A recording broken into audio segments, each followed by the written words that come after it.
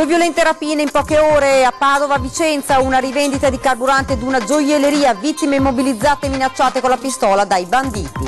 Paura per due travolti da una valanga nelle piccole Dolomiti nel Vicentino, i due sono stati salvati dai compagni che si trovavano con loro. Emergenza freddo da Padova a Treviso, tutto pronto per ospitare i senza tetto a rischio, fenomeno che si allarga anche per la presenza di migranti che hanno ottenuto lo status di rifugiati e si trovano per strada. Terza corsia Padova-Bologna, 400 gli espropriati, coinvolte ben 223 imprese agricole. Per l'agricoltura padovana un durissimo colpo, la mobilitazione continua. Poco più di una settimana al voto del 4 marzo, rush finale di liste e partiti, mentre confusione e incertezza regnano tra gli elettori. Dopo anni di battaglie finite anche di fronte al giudice del lavoro, trovata la sospirata intesa tra il sindaco di Venezia Brugnaro e i lavoratori di Ca' Farsetti. Bellezza e beneficenza è uscito da pochi giorni, fresco di stampa, il calendario che aiuta chi soffre, protagoniste non solo modelle ma anche donne e ragazzi comuni. Buonasera e ben ritrovati, edizione regionale dei notiziari di Antenna 3 Nord-Est. Dunque l'avete sentito dai titoli, in primo piano la cronaca, rapina a mano armata ieri sera all'orario di chiusura in una ditta di lubrificanti e gas a Villanova di Campo San Piero, sotto shock la titolare minacciata con una pistola da uno dei banditi e tutto il paese che si trova in una zona ritenuta da sempre molto tranquilla. Minacciata, derubata e rinchiusa nel bagno da un rapinatore armato di pistola, fuggito insieme a un complice con l'incasso della giornata. Sono stati 3 minuti di panico per la 45enne Deborah Morando, contitolare della Morandoil di Villanova di Campo San Piero. Verso le 18:30, nell'oscurità e nella pioggia, giusto quando il fratello e contitolare Gianluca si era allontanato dall'ufficio per chiudere il magazzino, l'imprenditrice è finita vittima dei rapinatori. Uno ha puntato la pistola a mia sorella e ha detto per terra dammi i soldi, nel frattempo si è avvicinato, ha aperto la cassettiera vicino là e nel frattempo ha preso la borsa di mia sorella. Bottino €1.000.000 dalle vendite della giornata e alcuni assegni di difficile incasso per i malviventi. La Morandoil si trova in una zona isolata tra i campi e le poche abitazioni, dove fino a ieri sera regnava la tranquillità. Avete mai avuto episodi? No. E da quanto tempo lavorate in questo settore? Siamo più di 20 anni. Purtroppo che comunque quando ci sono tutti i sistemi, se non è oggi e domani, mi sembra che penso che stia capitando un po' a tutti. Quindi se sono venuti anche dentro qua, che come dicevano i carabinieri non c'è un insegno, non c'è niente dalla strada, si sa e non si sa, quindi vuol dire che qualunque, anche un cittadino camminando per strada, insomma, semplicemente messo in un angolo, dalla una borsetta e via. Anche se gestiamo cifre modeste e siamo già protetti dalla vigilanza notturna, ci toccherà investire anche in quella diurna, dice Morando. La rapina di ieri ci ha segnato. Penso che sia figlia dei tempi, insomma, la situazione. Ed un altro colpo, questa volta nel Vicentino, in una gioielleria di Montegalda. Tre banditi hanno fatto irruzione nel negozio. Sentiamo. Montegalda torna alla criminalità più feroce. 3 banditi fanno irruzione in gioielleria, è tardo pomeriggio, è già buio, i criminali sono travisati, uno è armato, punta una pistola sulla proprietaria che viene immobilizzata dagli altri 2 rapinatori. Attimi di paura, c'è un cliente nel negozio, anche lui viene legato. I banditi arraffano quello che possono velocemente, preziosi vari per un valore di circa 15.000 euro, poi fuggono sparendo a piedi per le vie del paese. Sul posto si precipitano i carabinieri, allertati dalla titolare quando ormai è finito tutto. Gli investigatori stanno cercando tracce utili alle indagini, ma quel che resta è l'ennesima rapina a mano armata. A Cassola una 85enne è stata truffata da un finto avvocato. Il consiglio dei carabinieri: non aprite la porta agli sconosciuti. Ha telefonato alla donna e ha detto che il figlio aveva avuto un incidente, che servivano i soldi per evitargli il carcere, uno schema già visto, un copione già letto, con il pensionato costretto dalla paura a consegnare tutto quello che ha in casa a quella persona che racconta di poter liberare il figlio che ha causato un grave incidente. Questa volta però le cose sono andate in modo diverso, perché dopo aver consegnato un monile in oro, l'unica cosa preziosa che la donna avesse in casa, lei ha chiesto una ricevuta. A quel punto il bandito, preso alla sprovvista, è scappato. Erano necessari oltre 6.000 euro per la loro liberazione.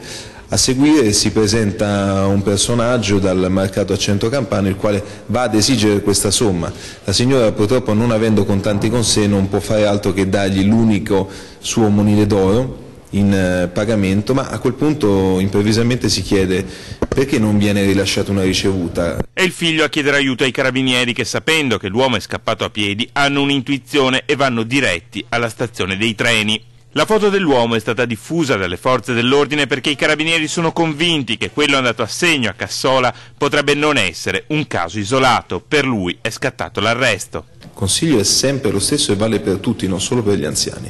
Non aprite a chi non conoscete, non fidatevi di nessuno che bussi alla vostra porta chiedendovi denaro o altre utilità in cambio di supposte liberazioni. Non esiste la cauzione in Italia, non esiste che un appartenente alle forze dell'ordine vi invii qualcuno a casa per chiedere denaro, monili o qualsiasi altro bene. Se avete qualunque dubbio, componete il numero di emergenza, chiedete conforto, chiedete consiglio e sicuramente una pattuglia interverrà prontamente per identificare i soggetti. Ed ancora cronaca, 2 sci alpinisti, un uomo ed una donna, sono stati travolti da una valanga nelle piccole Dolomiti nel Vicentino, rimanendo pressoché illesi. I 2 stavano scendendo con altri 7 lungo un canale innevato quando, colpiti dal distacco nevoso, sono stati trascinati a valle per circa 300 metri. La donna, finita la corsa, è rimasta sommersa mentre l'uomo semisepolto. I compagni sono riusciti fortunatamente a liberarli subito dalla neve, dalla quale sono usciti con solo una contusione ad una mano. Il gruppo ha quindi contattato il 118 per informare che sarebbero rientrati autonomamente dopo che era stato dato l'allarme. Una squadra di soccorritori era comunque partita ed era andata loro incontro per verificare fosse tutto a posto e poi procedere con i rilievi strategici della valanga. Emergenza freddo, da domani è prevista quindi l'ondata di gelo. A Treviso tutto pronto per ospitare i senza tetto, una lista che si sta allungando, dice il vice sindaco di Treviso, perché a loro si aggiungono anche i migranti che hanno ottenuto lo status di rifugiati ma non hanno una casa né un pasto caldo. La tregua era prevista con una giornata mite prima del freddo siberiano, ma l'allerta diramata oggi dalla Protezione Civile regionale conferma l'arrivo da domani dell'ondata di gelo. Problema non solo per strade e viabilità. A Treviso tutto è predisposto per dare un pasto caldo ed un luogo dove dormire ai senza tetto a rischio assideramento. In mattinata aprirà proprio per fronteggiare questa emergenza una struttura in più con 15 posti gestita dalla comunità di Sant'Egidio e dalla parrocchia di San Martino Urbano. Nessuno, dice il vice sindaco Grigoletto, rimarrà fuori, ma la lista dei senza tetto si sta allungando sempre di più. Certo che il problema è un problema sempre più impellente, perché la lista della cosiddetta marginalità estrema si allunga sempre di più. Abbiamo anche da rispondere a coloro che hanno ottenuto lo status di rifugiato politico, il che significa che hanno il diritto di rimanere qui. E Treviso, aggiunge, non può farsi carico da solo di questa situazione. Noi abbiamo già chiesto a tutti gli altri comuni di collaborare e di concorrere e rinnoveremo anche nei prossimi giorni questo appello, e concretamente l'idea che noi abbiamo è quella di chiedere ad ogni comune, anche a quelli che non accolgono, di mettere una quota a parte del proprio bilancio e insieme concorrere per trovare in diversi posti della provincia dei luoghi dove ospitare queste persone. Persone, spiega, che non hanno un riparo né un pasto, ma che hanno diritto a rimanere da noi. A questi si aggiungono gli italiani, in gran parte uomini, che hanno divorziato e che hanno perso il lavoro per la crisi. E la lista della marginalità estrema è destinata ad aumentare, ma oggi è stata una giornata particolare al dormitorio di via Pasubio, dove sono ospitati i senza tetto. Da progetto comunale sarebbero 20, ma come cooperativa da 2 mesi abbiamo deciso di aggiungere questi 2 posti date le temperature atmosferiche. Oggi il dormitorio è stato aperto anche di giorno per avvicinare la comunità. Molti i volontari che hanno dato il proprio contributo. Oggi con gli ospiti del dormitorio, con i volontari e chi avrà voglia di unirsi, proviamo a dipingere le camere. E poi alle 18 abbiamo la fortuna di ospitare Erika Boschiero, che si esibirà in concerto proprio qui dentro. È ufficiale, saranno 400 gli espropriati per i lavori per la terza corsia della Padova-Bologna fino a Monselice. Ben 223 saranno imprese agricole. Per l'agricoltura padovana un colpo durissimo. Nel paese continua la mobilitazione. Le firme contro la terza corsia dell'A13 tra Padova Sud e Monselice sono arrivate a 1500. Il comitato per il no all'allargamento dell'autostrada continua la raccolta nei mercati di paese. Da poche ore è pubblico l'elenco degli espropriati, 400 tra famiglie e imprese, tra queste ben 223 aziende agricole, 121 di Due Carrare, 43 di Monselice, 37 di Pernumia, 19 di Maserà e 3 di Albignasego. Per l'agricoltura padovana una batosta. C'è un'accelerazione, come si diceva, un'accelerazione di questo processo, perché tutta sta fretta da parte di Autostrade per l'Italia? Perché forse temono che si creino che qualcuno gli possa mettere i bastoni tra le ruote. Noi cercheremo di far aumentare la mobilitazione popolare, senz'altro, perché siamo oltremodo convinti che quest'opera è inutile e dannosa, come abbiamo sempre ripetuto, e danneggerà il territorio in maniera irreversibile. Anche perché, sostiene il comitato, l'opera non è di pubblica utilità e nemmeno così necessaria. Lo scriveranno anche in un ricorso al TAR e se servirà anche al capo dello Stato Mattarella. Venerdì sera a Due Carrare si è tenuta un'assemblea pubblica per informare tutti sulle ragioni del no alla terza corsia.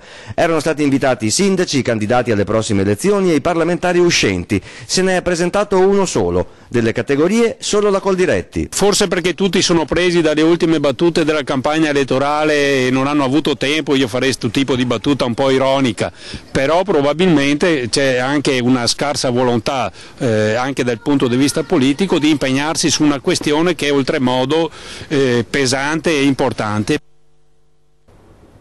Ultimi giorni a disposizione per decidere chi votare, soprattutto se andare a votare. Gente divisa, tra pochi con le idee chiare e molti indecisi. Sinceramente no, ancora mi devo decidere. Ci penserò gli ultimi giorni perché ancora non mi sono attivato. La questione degli indecisi è questa la battaglia più importante che i partiti si giocheranno nell'ultima settimana di campagna elettorale.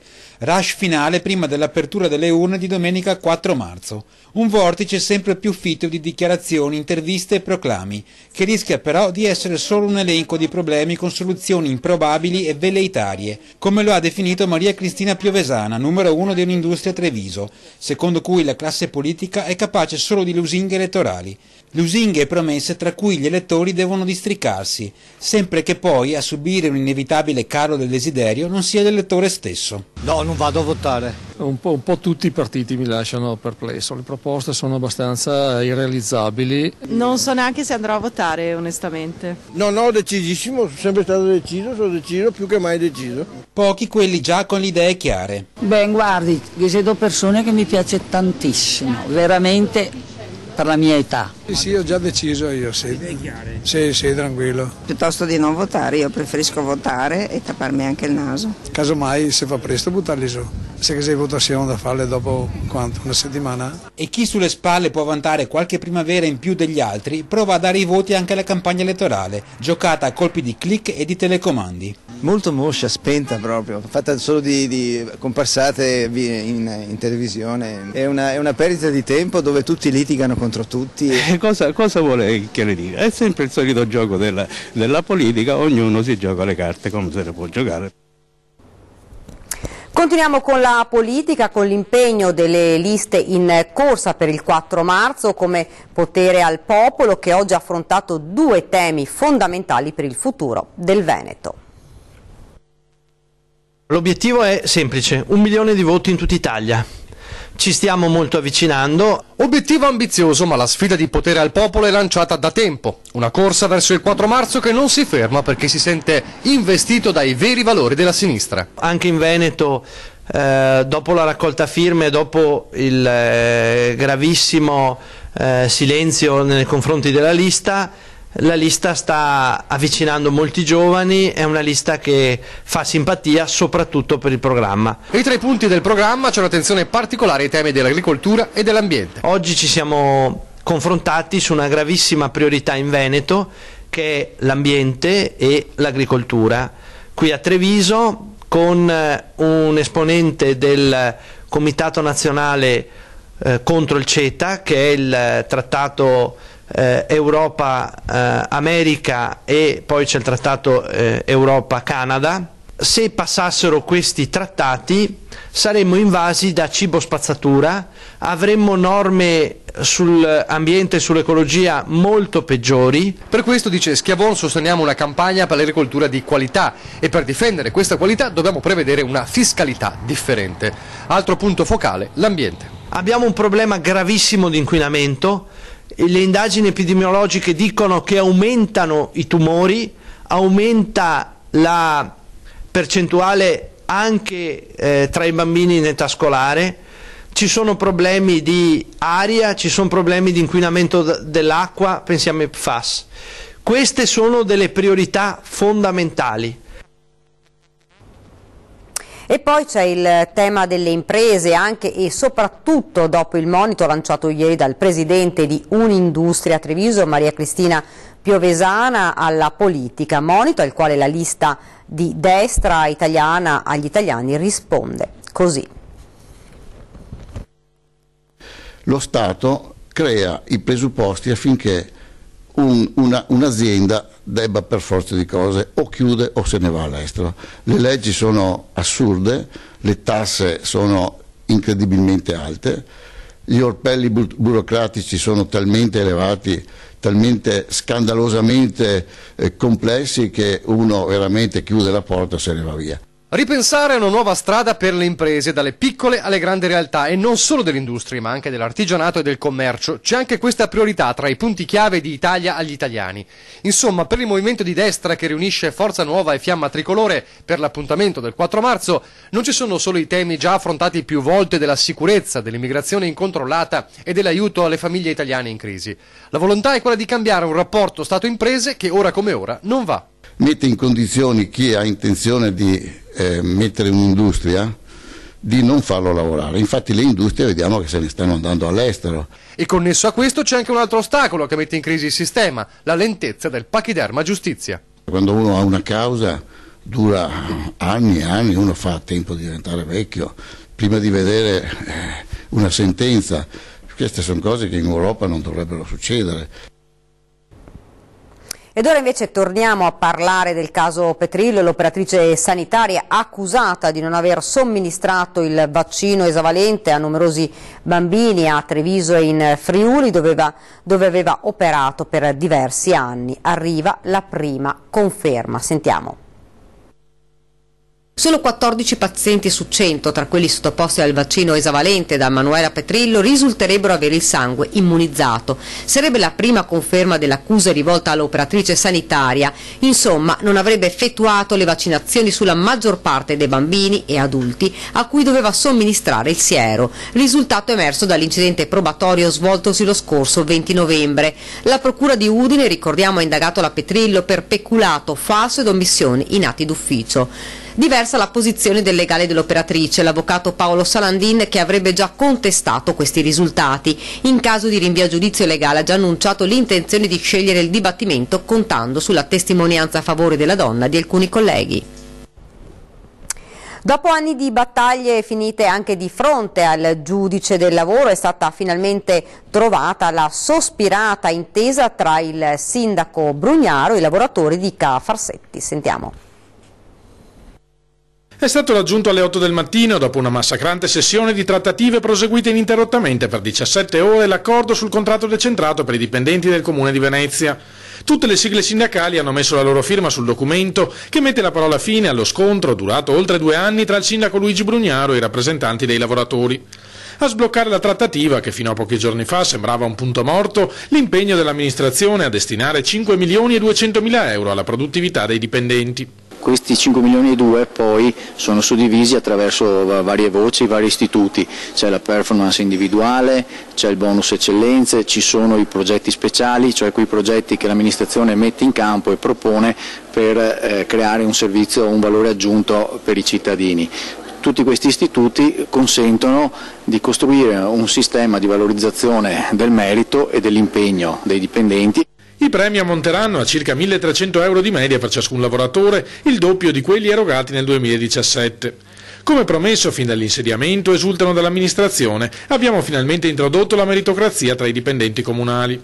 2 anni fa il sindaco Brugnaro, in esecuzione di uno degli impegni che aveva preso con i cittadini, è stato il primo a partire e a parlare di valorizzazione del merito. Oggi alla fine arriviamo a sottoscrivere un contratto addirittura con un consenso unanime, un contratto che prevede una serie di istituti, come dicevo prima, che vanno proprio in questa direzione. Soddisfatti anche i sindacati che puntano i riflettori sulle modifiche ottenute rispetto al precedente contratto decentrato firmato dal Comune con la sola CISL. La distribuzione delle risorse non premierà più solo in modo individuale, rilevano, ma prevalentemente sulla performance collettiva. È stato inoltre azzerato, come chiedevamo, il fondo sulle idee vincenti, i cui 420.000 euro torneranno nel fondo della produttività. L'accordo sarà ora votato dai lavoratori per entrare in vigore entro il 19 marzo. Ed ora ci fermiamo un attimo, c'è la pubblicità.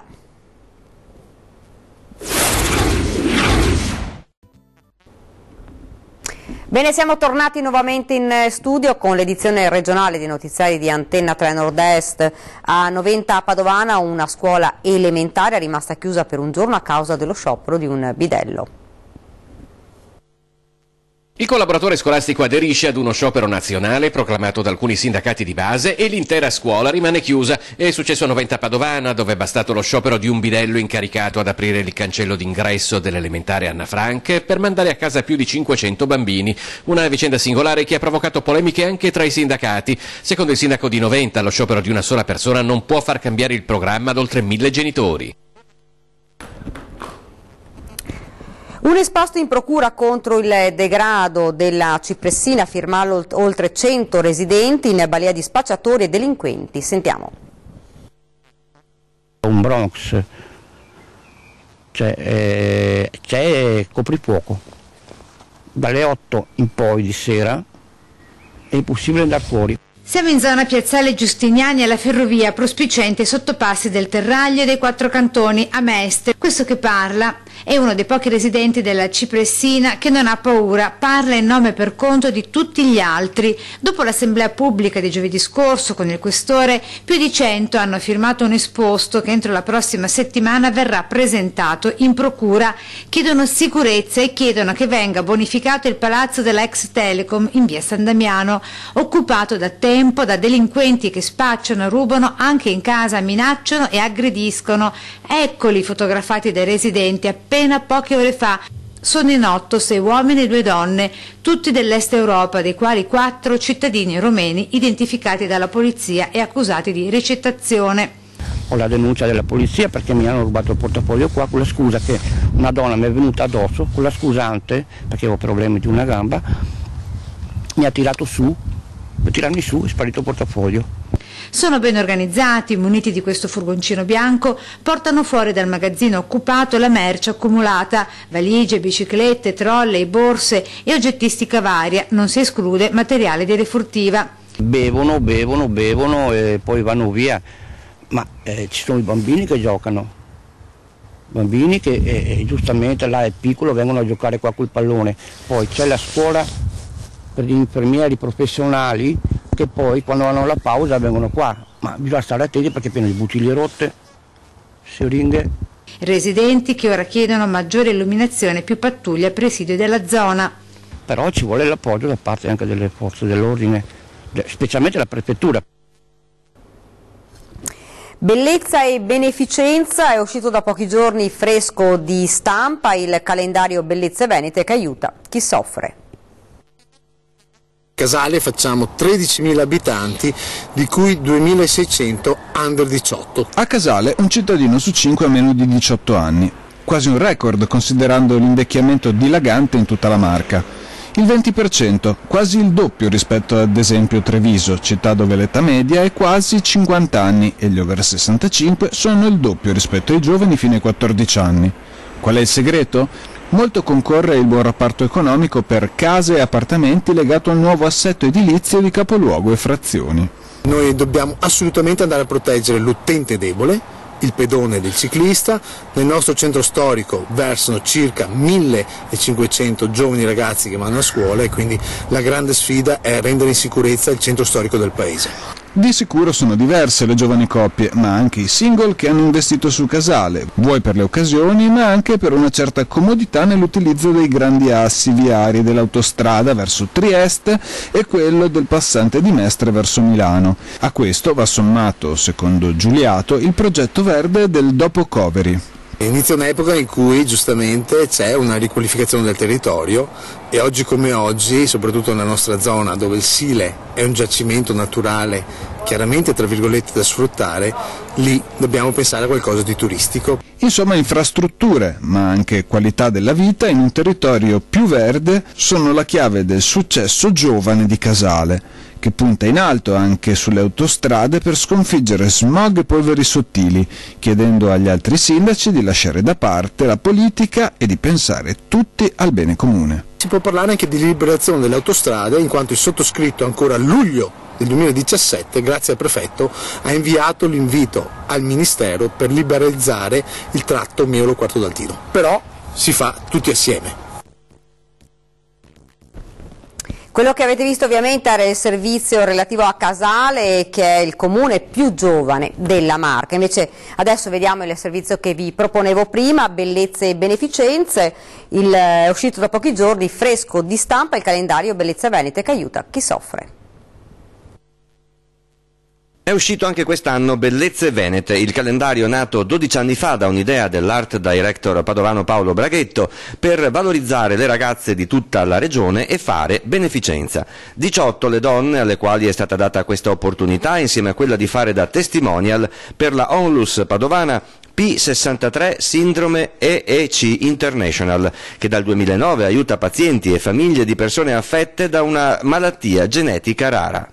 E quindi anche in questo caso cerchiamo di far conoscere, di dare una mano ad una realtà che sicuramente ha bisogno di aiuto non solo da noi padovani o veneti, ma appunto, visto che sono international, da tutto il mondo. Quasi tutte donne della porta accanto, non solo fotomodelle e finaliste di concorsi di bellezza, ma pure studentesse, laureate, impiegate, bariste, commesse, addette al ricevimento, commerciali, estetiste, parrucchiere, anche la prima esperienza. Quindi non sapevo bene come posare, queste cose qui, magari spesso mi veniva anche da ridere così mentre mi dicevano di mettere in posa, però comunque è stata una bella esperienza e ringrazio insomma chi me l'ha fatta fare. Ecco.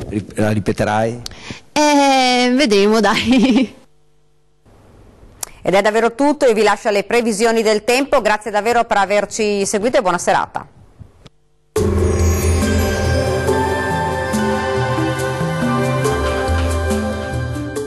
Termoidraulica Susin. Se compri una caldaia, in omaggio il condizionatore. Termoidraulica Susin a 0 branco.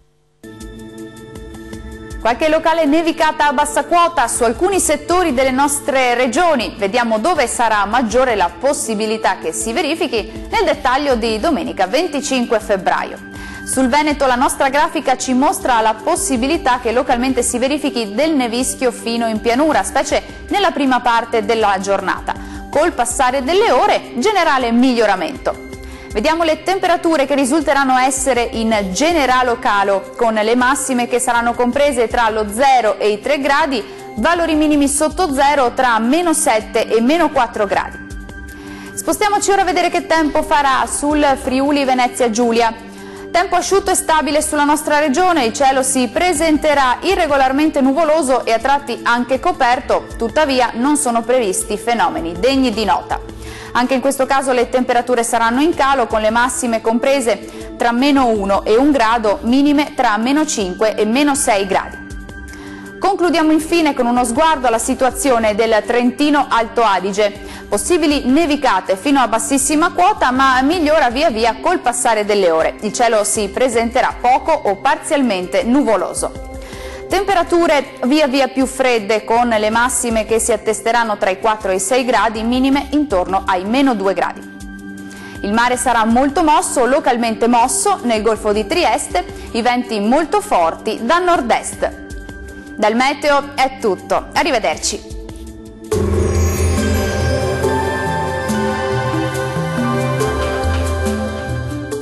Termoidraulica Susin. Se compri una caldaia, in omaggio il condizionatore. Termoidraulica Susin a 0 branco.